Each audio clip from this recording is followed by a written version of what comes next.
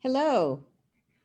Very nice to meet everybody. My name is Dr. Lenore Walker, and I am pleased to present with you today the COVID international, the COVID interpersonal violence relationship group, the COVID IPV group.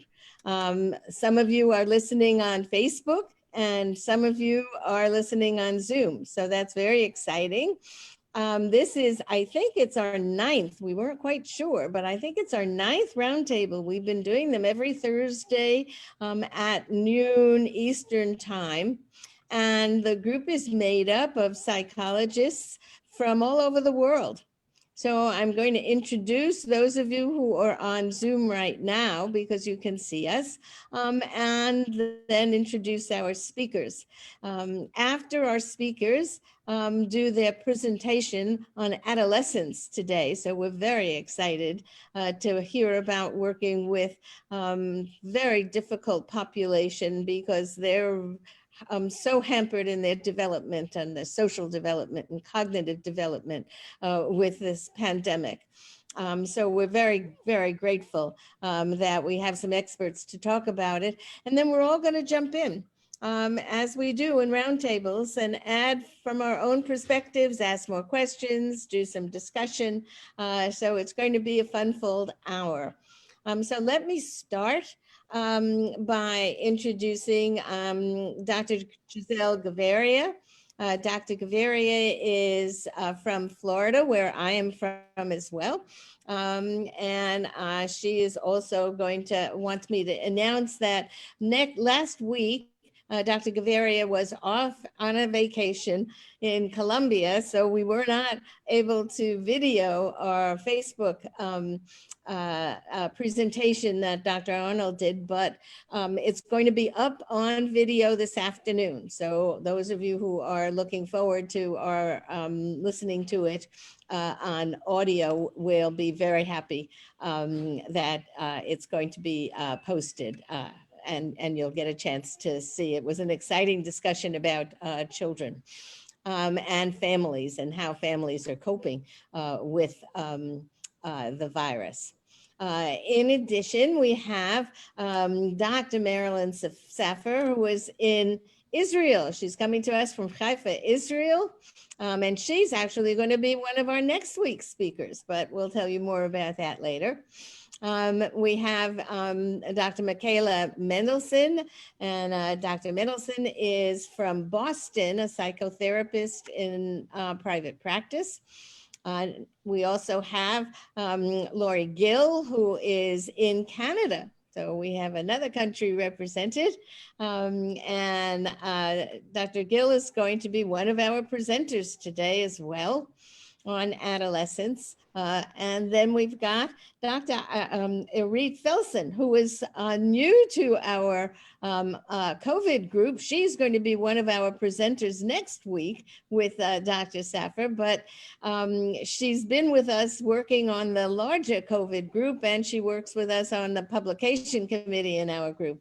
Our group is part of the American Psychological Association's interdisciplinary task force on the COVID. And our goal is to help mental health professionals as well as people all over the world try to cope best as we can with this pandemic, this lockdowns that we know have caused more violence in the family than ever before. And so we're hoping that we're going to be able to use this to be able to set in place all over the world more protection for families, for women, for children, and for the men where there's violence, and we can reduce the amount of violence. We also have a number of participants who are not on video. We have Rita Rivera, Denise, I've forgotten Denise's last name, but I'll remember it in a bit. And Brittany, who's also joining us, and some other people who will jump on.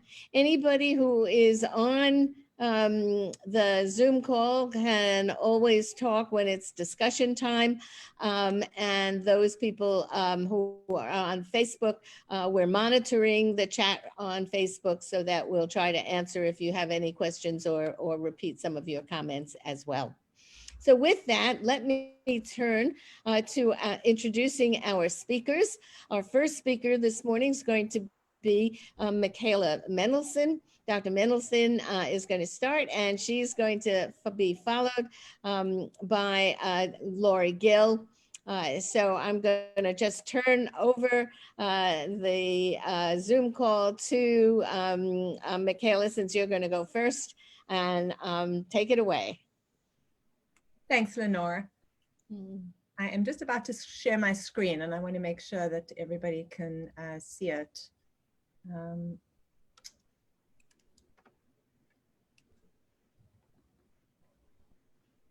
Can everybody see my screen?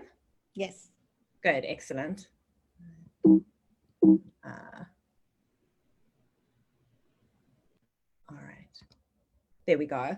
So as Lenore mentioned, what we'll be talking about today is the impact of the pandemic on teenagers and on adolescents. And I wanted to start off by just kind of making some kind of general observations about adolescence, and kind of about kind of what we're thinking about as we talk about the impact of COVID-19. That as we know, adolescence, I think, kind of, certainly pretty universally is a time of considerable transition and change, even though, there are a lot of cultural variations in terms of kind of the length of time that we associate with adolescence, and, the kinds of, the way that those transitions take place.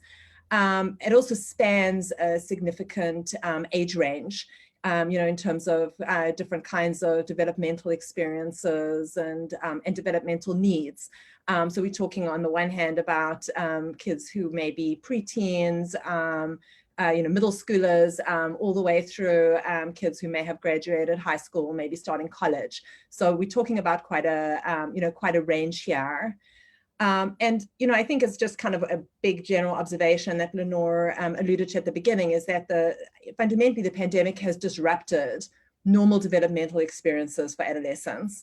And I say it's disrupted the experiences, and not necessarily that's disrupted development, because development is pretty, it can be pretty plastic, and people are resilient. But it certainly has impacted the kinds of developmental experiences that adolescents typically deal with. And as a result, it's produced a variety of different losses and changes in roles. And I think another really important thing that has become apparent is that it's highlighted many existing inequities and inequalities in family and community resources, so that inequities that were there before, I think, are even more apparent as youth are having to kind of deal with the impact of this new crisis. Sorry, I'm having a problem. Oh, there we go. Can everyone see the next slide?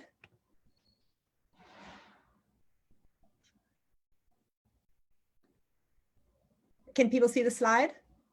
Okay, good. So just wanted to highlight just some of the kind of developmental challenges, or the typical developmental challenges of adolescents, because it helps us to think about just some of the ways in which the pandemic has impacted this age group. So as we know, adolescence is a time of physical and sexual maturation, and teenagers are in the process of trying to navigate that and figure out kind of what to do in terms of their changing bodies and changing relationships. Certainly, at least in Western societies, it's a time of separation and individuation. So teens are also kind of in the process of trying to kind of figure out kind of who they are apart from their families. And as a result, often peer groups become a more significant reference point. And they tend to be spending less time with family.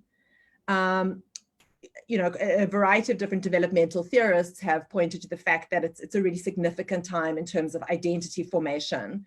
And that doesn't mean that that's when identities are necessarily completely formed and crystallized. That's obviously something that happens across the lifespan. but that adolescence is really a time of often trying on different kinds of identities, experimenting with different things, figuring out who you are, who you're attracted to, figuring out kind of your cultural identity, where you fit in. It's a time of a lot of exploration. It's also typically a time of increased independence, where, kind of teens may have parents allow kind of less, there's fewer restrictions. Teens take more, are more responsible for certain things in their life. And there may be more expectations of them in terms of responsibilities, such as taking care of younger siblings, or, or finding work to contribute to family income. So that's a kind of typical developmental challenge during this time. And then it's also a time where there's a lot of kind of cognitive and emotional growth, and a lot of stuff going on cognitively and emotionally.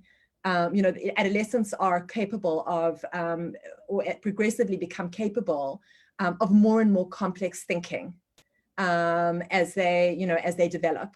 And they're able to kind of think about things in much more complex ways. But there are also certain limitations that remain. And I think part of the thing about adolescence is that because they're between childhood and adulthood, sometimes they're more like children and sometimes they're more like adults.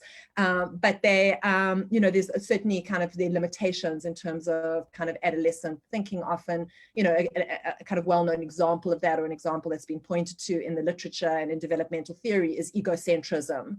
That can be a kind of, kind of one of the places that kind of that adolescents can tend to be fairly egocentric in terms of kind of referencing themselves, having a kind of acute and maybe kind of exaggerated sense of other people kind of really caring about what they're doing, how they look, who they're hanging out with, those sorts of things.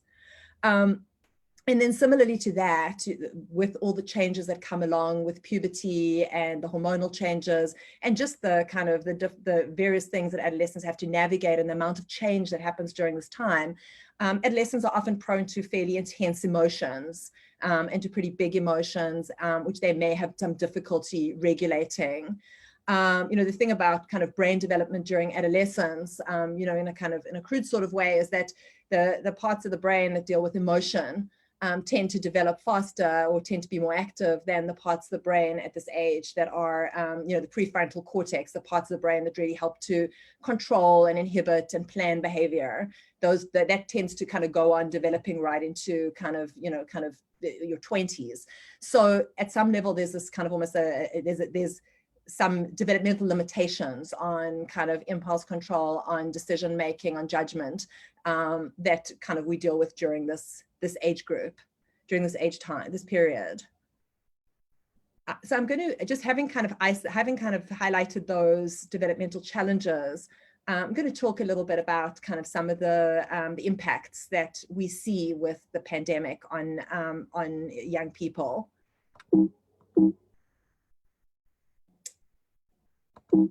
Sorry, I'm just having some difficulty advancing my slides. Let's see. Oh, there we go. Okay. So probably kind of one of the big things that I'm sure everybody can think of examples of are those kind of lost milestone experiences. Those the experiences of starting a new school, graduating high school, going to prom, transitioning, starting college, all of those sorts of things were really kind of shut down by the pandemic, or changed in a very radical way. And so, they're kind of understandably, adolescents often are kind of expressing feelings of disappointment, kind of loss or grief, sadness, anger, frustration about these kinds of lost experiences. There certainly has been a lot of disruption in the kinds of routines that give adolescents' lives their structure. Certainly school probably being the most important one, but also kind of all those other things that keep kids engaged and give them a focus, things like sporting activities, performing arts, extracurricular activities. And so there's kind of been, for many teens, a real kind of lack of structure, also lack of supervision, which, given kind of what I was saying about teens being kind of potentially more prone to risky behaviors, that can become an issue. And also access to services. that for teens who were receiving, kinds of services through the schools or through community centers, whether it was behavioral health services or speech occupational therapy or even nutrition services, a lot of those things have either been kind of have either stopped or have been modified in quite radical ways. And then for teens who are into, with school itself, that virtual learning has presented a lot of challenges. It's not easy for a lot of teens, but it's also highlighted the real inequities in access, in connectivity, in living situations as well. For instance, when a teen is sharing, 1 or 2 rooms with a bunch of other people, it's very hard to find a quiet, private space to be doing school from. And even for kids who don't have to deal with some of the kind of structural inequities, just what's often referred to as Zoom fatigue that we all experience as adults if we do our work through remotely. Kids are experiencing that too, of just kind of being on Zoom all the time. That it's also it's exhausting. They also, as I mentioned, one of the kind of big features of adolescence is it generally involves kind of a certain amount of moving away from the family. And often that's a physical moving away.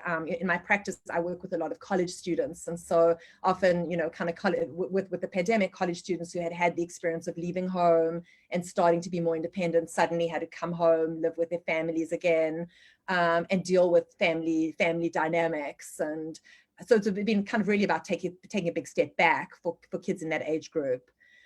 Also issues around physical distancing from friends and romantic partners. We think about kind of sexual exploration often being something that is a big part of adolescence as well. With physical distancing, that puts puts some kind of restrictions on that. So it's kind of a part of development that kind of gets kind of interrupted. Obviously, there are fewer opportunities for social interaction. And, I think particularly for teens who might already struggle with making friends and staying connected, this can be a time where they can become quite isolated. Some teens may be faced with increased family responsibilities. For instance, if a parent has lost a job, there may be more of a pressure on a teen to be able to kind of find a way to kind of to work or to generate some income. Or a teen may be expected to help younger siblings with online learning or schooling. Another issue which came up last week when we spoke about younger children as well is that, kind of there can be some positives about spending time with your family, if you have a functional family environment, but that a lot of teens may be living in environments that are not that functional. And so there's also increased exposure potentially to parental conflict between stressed parents, family conflict, and potentially if there's abuse or neglect going on in the home, that can also be exacerbated. So that's something that some teens may be dealing with. And then also just a general sense of a loss of safety and security if parents' jobs are threatened or if parents have lost jobs. There may be threats of losing housing, of food insecurity, of kind of just that generally make it kind of hard to feel safe and secure in the world. And then, of course, there's also, for many teens, there may be a fear of actually getting sick oneself, especially when we think about kind of kids getting back to school now, that there may be a fear of going to school and getting sick. And what I want to mention here is that I think that is there, but there also, for many teens, there may be what's often referred to as an illusion of invulnerability. That idea that kind of bad things will always happen to someone else, not going to happen to you. And I think there are lots of examples of that. I certainly see in kind of towns around where I live. We've had a number of instances of high schools having to shut down because of teens having large parties where lots of kids get together unmasked and, kind of with that idea that kind of they're not going to get it, kind of if they get it, they're not going to get very sick. And I think that this kind of thinking, this teens that can be kind of typical among teens can play a role in that as well.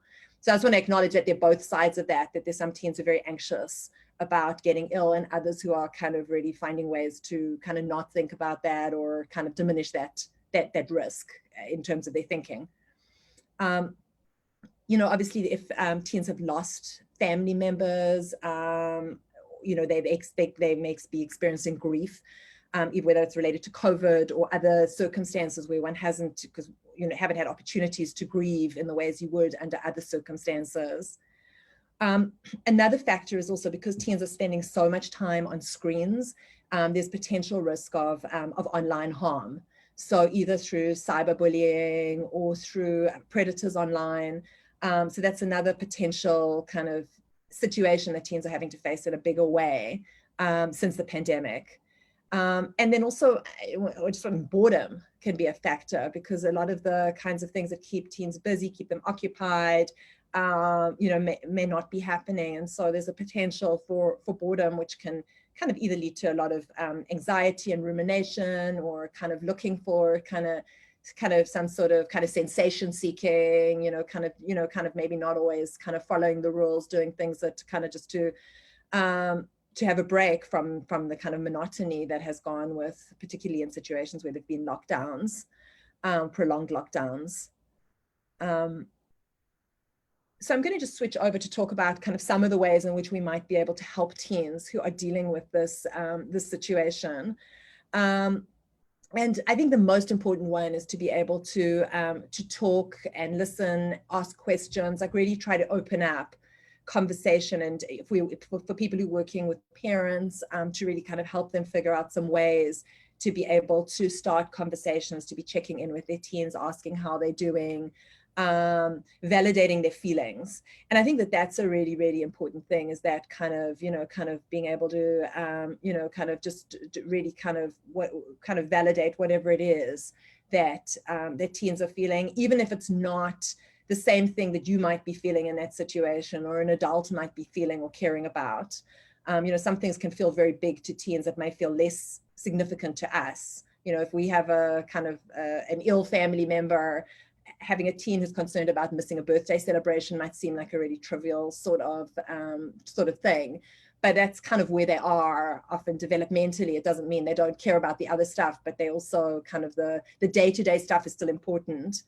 And it actually made me think about a study that I was involved in several years ago, and obviously unrelated to COVID, but it was actually it was among adolescents living in environments of political unrest and political violence. And it had been hypothesized that, in those kinds of environments where there's a lot of instability and threats to kind of safety and life and death issues, that adolescents that concerns about life and death issues would trump, kind of any kinds of typical adolescent moral concerns, like, kind of concerns about friends and school and those sorts of things. And they actually found that even though adolescents were concerned about those sorts of things, about physical safety, about the safety of their family members, their biggest concerns were still around the kinds of things they were concerned about before. They were still concerned about their friends, about losing friends, about boyfriends, girlfriends, about school, about those sorts of things.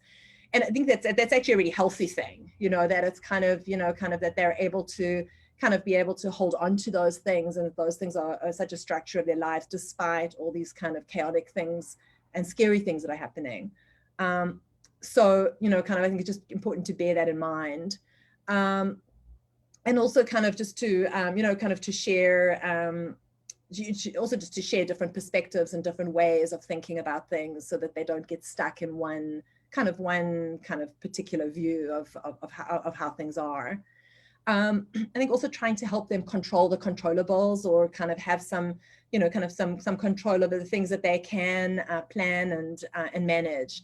Obviously trying to encourage good COVID prevention behaviors, and taking care of their health is important. Helping them develop like a daily structure or routine that includes things like healthy sleeping and eating routines as far as possible. Times where that they put aside for learning, trying to incorporate physical exercise. So really trying to help them figure out how do they break up their days, so that they can attend to these different things. Where possible, trying to create some boundaries between school and home, just like kind of with work, we try to create some boundaries between work and home when we're online, just to, even if it's just a particular place that they go to, a chair that they sit in where they're doing their schoolwork, just to be able to try to structure that. It can be really helpful if a teen can find something that they're interested in, something they want to learn about, some sort of goal that they want to pursue, something, some sort of creative, something that they want to do creatively, just to have something that kind of focuses their attention. And also kind of helping them to manage their news exposure. That I think sometimes we don't realize how exposed teens are to the news through social media, because even if they're not following the news through the kinds of channels that adults might, kind of typically use for news, they're getting a lot of it. So really just paying attention to how much are they taking in, what do they think about it, how's it affecting them, what they're hearing and understanding. Then a really important one is to try to find some safe ways to connect with others. And, that may be through virtual ways, maybe through video games, it may be through, it may be through, just kind of staying connected through social media. And also kind of if there are, up to opportunities for physically distant, getting together in physically distant ways. Another really helpful kind of coping strategy is looking for opportunities for altruism. So, kind of looking for safe opportunities to be able to volunteer. In my community, what a lot of teens have been doing are things like, especially teens who are able to drive, go shopping for elderly people who who are at high risk, so they can get groceries, or call people who may be isolated to check in on them, or those kinds of things. To volunteer where you can. It's also really important for parents and to help parents model good self-care strategies, so that their teens can learn from them, and kind of to model kind of having a positive mindset and exercising kind of self-compassion and compassion towards others. And I mean, I think it's really important to kind of acknowledge that there are all sorts of normal emotional reactions to the situation that we're in, that in some ways we're in such an abnormal situation, and any range of kind of feelings, from sadness to disappointment to anger to grief to fear, anxiety, all of those things are normal. I asked my son while I was preparing for the presentation, I asked him what he would say about, about advising other teens on coping. And one of the things he said is just to tell people that there's no right way of feeling about this, that this is new for all of us. And, just to be able to really hold that. But at the same time, I think it's also important to just be on the lookout for any kind of behavioral changes or signs that that things might be kind of, teens may be having a more extreme reaction than would be those kinds of normal, kind of more kind of transient emotional reactions. And when I say kind of warning signs, I'm talking about things that start to feel a little more extreme or set in. And kind of less kind of changeable in response to kind of circumstances. So paying attention to things like changes in mood, excessive worrying, irritability, and I know a lot of these are kind of can be hallmarks of just being a teenager, but kind of I think that kind of parents and people who work with teens can often kind of tell when something's more than usual. Losing interest in things that were previously enjoyable, difficulties with concentration or memory, just kind of unhealthy habits, withdrawal from friends, becoming more isolated, like school performance decreasing, and then obviously kind of some of the more marked signs of trouble would be, substance use and any kind of suicidal thoughts. These would obviously be, kind of all of these things might be kind of things to pay attention to, and to kind of, consider certainly finding professional support or additional support if anyone was concerned about their teen struggling with, kind of with some of these types of issues in a kind of, kind of sustained sort of way. But to end on a more positive note, clearly that the situation has presented many, many challenges for teens and their families, but it also presents some opportunities. And one of these opportunities is it may provide some opportunities to strengthen our bonds with adolescents, with increased kind of family time or opportunities for parents and kids to be communicating. Some of those bonds can be strengthened.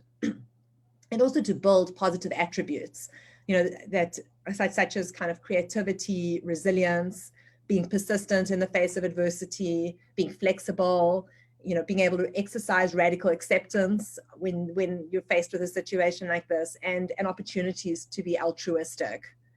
And it also presents opportunities to develop coping skills and self-care strategies that can also be really helpful to adolescents in their future lives. So at this point, I thought I would turn it over to Laurie, and then hopefully we can open it up to discussion, questions, observations.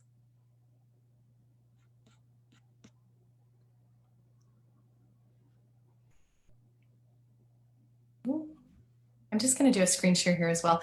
Thanks so much, Michaela. A lot of what you shared really nicely reinforces what I had planned to talk about as well. I think it really is such, well, it's such an unconventional time for anybody, right? Everybody's adjusting and trying to figure out what this new normal looks like, but it really is, I think, so important to validate that there's so much that's happening that's outside of our control, and that's true for everybody. But like you mentioned, there are so many milestones and just typical things that are part of adolescent growth and development that are big events, right, that really are being shifted and altered. I think a couple of things that I'll mention. So I know that when the pandemic started, one of the first things I noticed, I have two children. One's a young adult and living independently, and the other is a 17-year-old. And she's very athletic, very sporty. So huge lifestyle change, right? To go from travel sports, competitive sports, to all of a sudden being home. And one thing that we found very early on, probably a week or so in, was she needed time outside and she needed time to move. And if she didn't get that, we noticed a significant shift in her mood. And, just little things like awareness. So I like this slide here because it invites that sense of presence. One of the other things that I've heard her do multiple times, more so again earlier on, less so now, is I'd be working in my office and I'd hear her walk into the kitchen and I'd hear her say, "I'm not hungry, I'm just bored," and turn around and walk back out. And then she'd walk back in and she'd say, "I'm not hungry, I'm just bored," and turn around and walk back out. So that's that, higher order kind of awareness, that prefrontal awareness that Michaela is talking about, that's so critical, right? Because when we're bored, we are binge watching shows, and adults are doing this too. We are gravitating towards drugs or alcohol. We are gravitating towards things that, give us more excitement and vitality. But if we're able to tune into the body and kind of notice what's there and tend to it, there are also healthy, creative ways that we can tend to this. Another thing that she did that I thought was quite cool is she made these little jars just out of mason jars and painted them. And she's gotten craftier over the pandemic, but she created jars of what to do when I'm bored, right? Or TV shows I want to watch, or, activities I'd like to try. So it's good to have something like that. So in those moments where we're feeling bored, instead of just defaulting to watching TV, which can be really great as well, but we want to do that in moderation, especially in adolescence, because the brain is still growing and developing. It can be great to have other things to draw from. So this little slide here is about tuning in, right? Tuning inwards. Focusing on the present moment, which is 1 to 2 seconds. We've talked lots about breathing, but I always will talk about it because it is one of our most powerful regulators, and it's with us, it's portable, it's free. Taking that nice, slow, deep breath is a fabulous way to just kind of ground, be present, notice what's happening. Tuning into our body, right? Noticing what body sensations are there. So maybe I am walking into the kitchen, but is it because I'm hungry, truly, or is it because I'm bored? A lot of times we're actually thirsty. So, having a glass of water can be a great thing to do, but also tuning in with our senses to our surroundings. Can we go outside and have a mindful walk? Can we move our body? Can we be present with what we're doing? Can we engage in some kind of a mindful awareness practice where we're not just kind of tuning out or going onto autopilot, but where we're being present and noticing and really noticing, okay, is this serving me? Do I enjoy this? Is this, helping me to feel better in my body and in my mind? Or is this something that actually afterwards is draining and I feel more shut down or exhausted? Meditation, and not from a spirituality perspective. If people have that, that's wonderful, that can strengthen it. But meditation and mindfulness for me are about present moment awareness, right? Just being here now in the present moment. And research consistently shows us that when we meditate, we're strengthening that higher order part of the brain that is being activated by all of the fear and the threat that's causing us quite often to flip our lid and be a little bit more reactive or a little bit more emotional. And if we can kind of train that higher order part of our brain, we calm it, right? And then we're better able to access the knowledge and skills and tools that are in that part of the brain. Journaling is another great tool. So being able to even just do a mind dump and take everything that's on your mind and kind of externalize it outside of self, or do purposeful journaling. So I feel and I need. For parents and caregivers, this is a great way to validate or invite validation, right? So graduation, I didn't get to go to graduation, right? Name it. How did that feel for you, right? What did you need or want to have happen instead? There's something very powerful and integrative that happens when we're able to notice it and name it and allow it to be there. Tip, so to help with intense emotions, this is a DBT technique, but when we have those big emotions and kind of we're in that part of the brain where we've kind of flipped our lid, or we feel like we're about to, we can use temperature, right? Hot or cold. Hot water bottles are great, right? But we can also use cold water, splashing water on our face. Seconds of intense exercise, doesn't have to be long, running on the spot, stretching, right? Shaking out our arms. Paced breathing, so that nice fluid in breath, out breath, right? And then paired muscle relaxation. So intentionally going through the body and, looking at what's tense and what can I drop down. A lot of times it's right here in the shoulders, especially with being on technology so much. This was created by one of our therapists last week, and I love it. She created pause. So she said, P is for pause. As soon as you recognize your anxiety symptoms, stop what you're doing, right? Pause for a moment. Engage in activity. So a minute or so of vigorous movement, stop, let your breath come and go as it needs to. Understand. So look around you, tune into where you are. Right? Remind yourself that this is a symptom of anxiety and that you are safe here. There is no immediate danger. Now, of course, only if that's true, right? Soothe. We want to rub our upper arms, right? Feel that love or connection, or even just the ability to connect with the body. If it feels comfortable, hands on heart, right? A comforting or nurturing gesture. Can be really, really nice for soothing. And then exhaling, so engaging in that intentional fluid breath in, but also the fluid long breath out. Sighing it out helps to reset the nervous system. So when we breathe in and we, right, it's so releasing, so releasing. And we do this sometimes just naturally as humans. And often people will say, what's wrong? And it's just our body's way of rebalancing and releasing. So when we build it in intentionally, it's incredibly therapeutic for us. As parents and caregivers, friends, peers, what can I do? I love this picture by Dan Siegel. I think it comes from his book, Brainstorm, The Power and Purpose of the Adolescent Brain. Be there, right? Be there. With children, teens, we don't need someone to fix it, right? What we need is somebody to listen, to bear witness to our feelings, regardless of whether they agree, right? That's that attunement piece, and to hold space for us. And that is incredibly rewarding without knowing even why sometimes these feelings are there, just allowing them to be. Adolescence, as Michaela shared, is a peak period of risk-taking, but it is also a peak period of creativity and insight. And one of the things that we really want to be mindful about doing, because that integration with the higher order part of the brain is still growing, right? That conscious awareness, cause and effect is still growing into adulthood.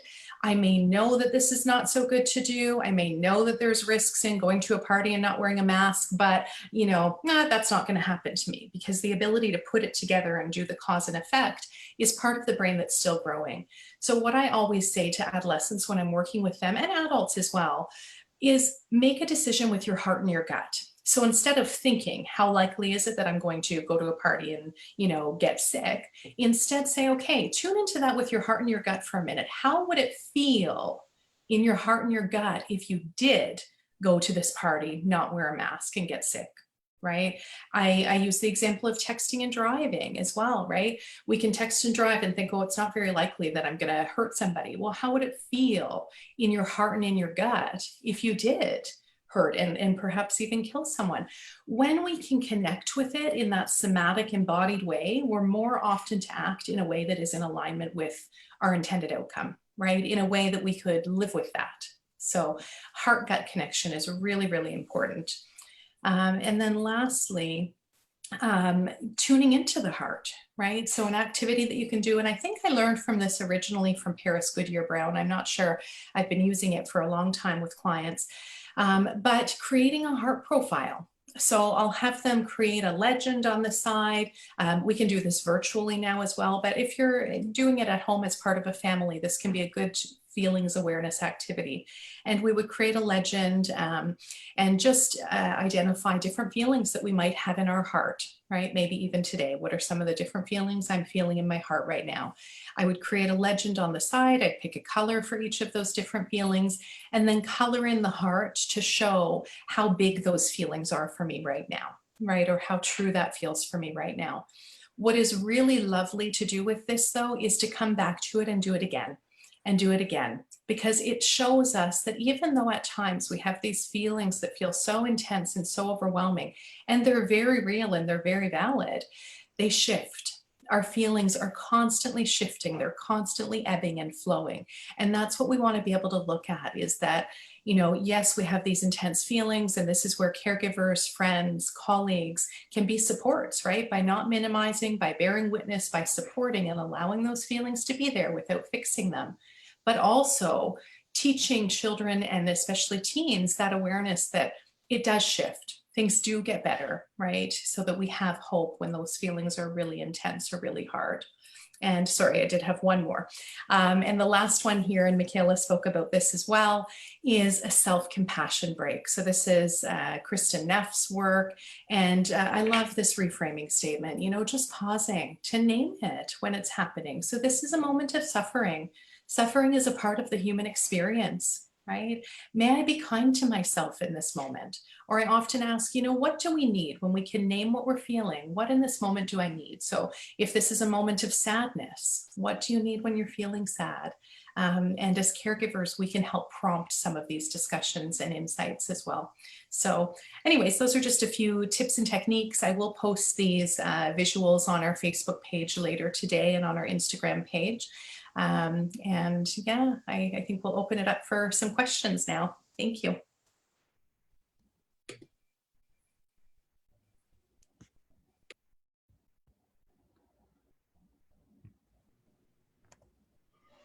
Super. Thank you so much, both of you. I see some new people who are on our Zoom call. Let me just quickly introduce you. Dr. Patricia Villavicencio Carrillo is here with us from Spain, from Madrid, Spain. Brittany, tell me your last name again, Brittany. Geddes.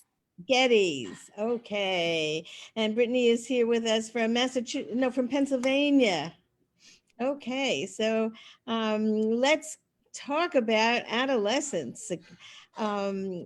As I was listening to both of you, I was thinking about both my own children that are now old, older anyhow, and my grandchildren who are adolescents, and thinking about some of the differences between the 15-year-olds and the 18-year-olds, and even some of the 21-year-olds in their early 20s, and thinking about how each of them have been impacted by the COVID virus differently.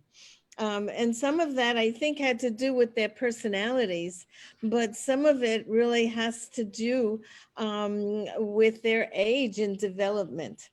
So I really appreciated being, you know, reviewing some of those developmental issues that we know have to come through, and some of the great tips, Lori, that you had as well to go along with the discussion. The two of you are like two great presenters together.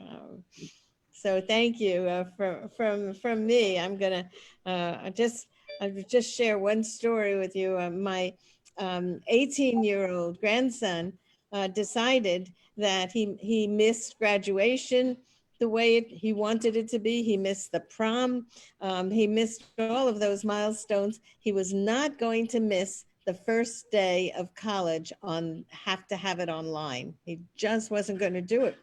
And so he decided at 2 weeks before, when his college university said they were going totally online, he decided he was going to take a gap year, and he went to Israel. And he's studying in Israel, and he just called me yesterday and told me what a fabulous time he was having, the best decision that he made. And he had just come back from volunteering. They're doing all kinds of things around the country, as well as doing some studying. So I appreciated so much the topic of, do something else if you can't just concentrate on school. So let me turn it over. I think, Giselle, maybe you can unmute all of us. Yes. Hold on one second. I should be able to, no. I'll start unmuting everybody, but I did want to mention in regards to Lori's thing about the heart and how they're feeling, I've been playing games like Feelings Uno, something similar to that with the family, or even, creating games like on Jeopardy Lab, where you're able to create your own quizzes, and you can do everything via online if you're not with family members, or at least connections as well.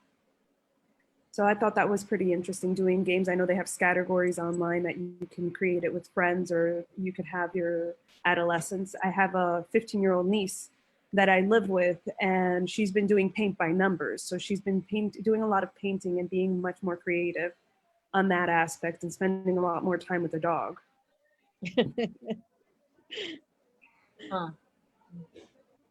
May I? Yeah, go ahead. Just jump in. Okay. I really loved both presentations. Sorry for coming late, because I had something important to do.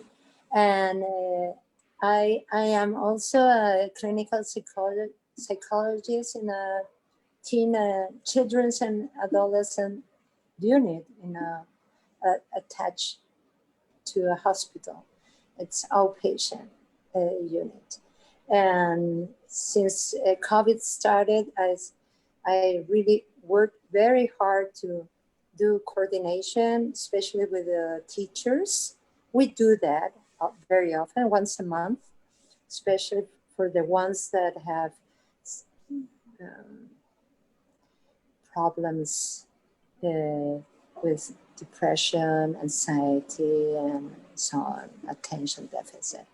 And I also wrote things for the parents a lot, so they could be compassionate with the moment they are going through, especially teenagers, for their developmental stage. They need to be with others, and this has been cut down. And so I really appreciate all the suggestions and resources that both of you have given us. Plus, not forgetting that we need to play. Adults, we need to play, and play in games, and not be the police at home, right? Teachers have to do their job, motivating students at home, homeschooling. And we need to support them, really, and support them if we can, because we adults, if we're at home working, it's difficult. Not everyone has a laptop to share with a teen. Here in Spain, not every teen have a laptop home or a computer. So, and not even me, being a PhD, I'm able to understand things that teachers are trying to explain through the net to my kid. So I try hard and I say, okay, no, it's hard. You know, we're not saints as parents, but we are adults and we have to focus on that. That they're having a very rough time being confined, and us also, but we have to have a lot of compassion. And a compassion also for the teachers, for school teachers and university teachers that are doing their best for online teaching. I'd like to expand what Patricia is saying, in that Speak a little louder, Marilyn. there is such a mishmash of what's going on. I mean, in some places they're saying you can get the kids to school, you can get the preschools, you can get, to first grade, you can come 3 days a week and 3 days on Zoom. And I think there is such confusion among the parents and the educators, and every day they seem to come out with something new. Young children don't spread it. Today there was a big study that came out in India that young children can get corona and they do spread it. So, the institutions themselves are having all these problems, and I'm not sure how we can deal with that, but certainly it seems to me that the infrastructure that the various governments have are very problematic, and it makes it more problematic for parents and teachers in dealing with these situations. So, I mean, it might be worthwhile to bring this. There's Yes. a huge battle here in Florida with opening the schools. Miami and Fort Lauderdale each have separate school systems. Each one of them made a reopening plan sometime this month, sometime during October. And then the governor issued a state order saying that the schools have to open by Monday. And if they don't, they're going to lose all their state aid. And so here they spent weeks trying to get a plan that they thought would be safe to send children back to school. And they had, Miami has reversed it now and said, all right, you want us kids back on Monday, they're going to go back on Monday. But unfortunately, there may be really big repercussions for that. And many parents are saying, should we send our children back? Shouldn't we send our children back? And these are very difficult decisions because we know that children do catch the virus, and even if they don't have serious symptoms, they will spread it. I think another factor also about for kids who are going back to school, that school isn't the same as school was in many places, and it shouldn't be because of the needs for safety. So for instance, in my school district, I have 2 high schoolers. They go 1 week on, 1 week off. You don't get to socialize with your friends. They've divided up the grades. And so you're not necessarily with your friends. You eat lunch. You don't eat lunch on your own for the most part. So the kinds of things that kind of previously made school feel like something that kind of helped kids feel engaged aren't necessarily the same. So I think that that's also, it's kind of, even when it is there, it's not necessarily the same.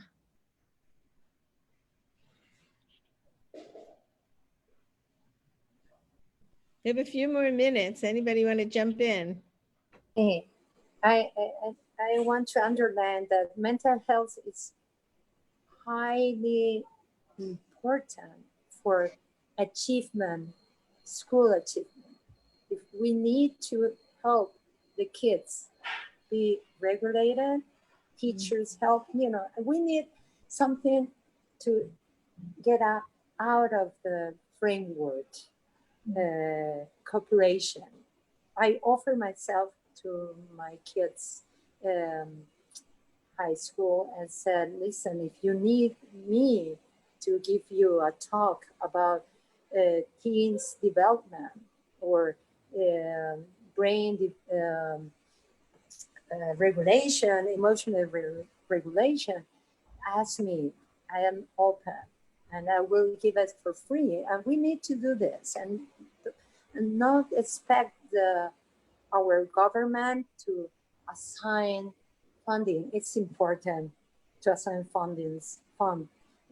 funding for schools and support, psychological support for teenagers. But we need to give what we're doing right now, giving support to our community. We don't have a group. I was thinking our COVID group does not have materials like we talked about today, or even tips directly to adolescents. I'm struck by how much screen time they really are doing. And I'm sure that if we had information out there, it would be helpful for them. So it's I don't know what our child group is doing, but I don't think they're as energized as we are. Maybe we can energize them a little bit. So I just want to follow up on that, Lenore. Can you hear me? Yes, yes. Okay. So first of all, I think it's an excellent idea, because I think the one most important thing about our interdivision task force is this flow of information and cooperation between divisions and between focus groups. So the materials that, for example, Michaela and Lori shared today are incredibly useful, or part of it, and maybe it can be put somewhere in the resources that the interdivision task force is putting out. And I just wanted to go back to your initial comment, to your comment about your grandson, Lenore. As someone who grew up as a young kid in Israel between the wars of 67 and 73 as a kid, I do want to say that it's incredibly helpful, I think, as a young adolescent to be involved in activities that help others. It really built a sense of resilience, a sense of, it helps that a natural element of omnipotence in adolescence gets a very positive and resilient spin when they actually get involved in doing things for others. It helps them have action, as Lori said. They move themselves. They get a lot of reinforcement from the people that they help. It's a very important thing to do. And for us, for my generation, for my friends, it was incredibly important in shaping a sense of competence and self-sufficiency and resilience. Interesting. I have a 15-year-old grandson from a different family, and he has been going out and helping older people who live in his neighborhood. Again, Right. giving him, I think, that sense of volunteer and competence. Absolutely. But then I have a 15-year-old who lives in a different family who has been going out and playing sports with his friends.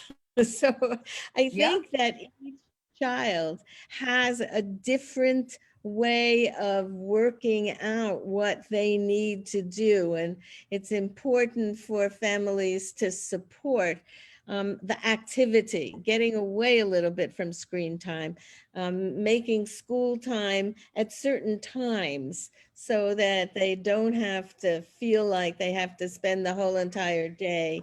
I was thinking, Patricia, as you were saying, how hard some of the figuring out what some of the school's assignment might be for both the parent and the child. You might want to try it and then say, we got to put this aside for a little bit and go do something else, maybe have some fun, and then go back to it again and see if you can work on it, or being able to say, I give up. Right. We'll have to ask the teacher. So these are really important ideas, I think, for people to have with their working with adolescents. I think we're out of time. Yeah, right on time. right on time at 1 o'clock our time. This has been very exciting, very, very informative. I think we're going to take it further. And I like your suggestion, Ari, to bring it up on Friday at our interdivisional task force member. Anybody else who's on that call, please, let's make sure. Rita, you'll also probably be there. Let's make sure we don't forget to bring it up, because I think it's very important. I think it's been like the older adults we're going to deal with next week. Adolescents have not been paid as much attention to. I invite everybody, come next week, same time, same place. And you'll see the two presenters right here. I'm really looking forward to hearing what Irid and Marilyn, both of whom are very experienced in working with older adults, even not in the pandemic, but also in the pandemic. So we'll see you then. Thanks for joining us. And don't forget also that the children, the children part 2 that happened last week will also be submitted up to Facebook so you could all see. So just click like and enjoy some of the videos, share them. You know, we want to be able to spread the information out to as many individuals as we can throughout the communities. I know people in Colombia, while I was there, were watching them as well. In Spain, you know, the more the merrier. We want to get the information out there. So thank you, and follow us on Facebook, Instagram, COVID IPV, and also Twitter. Bye. Bye. Bye, everyone. Bye.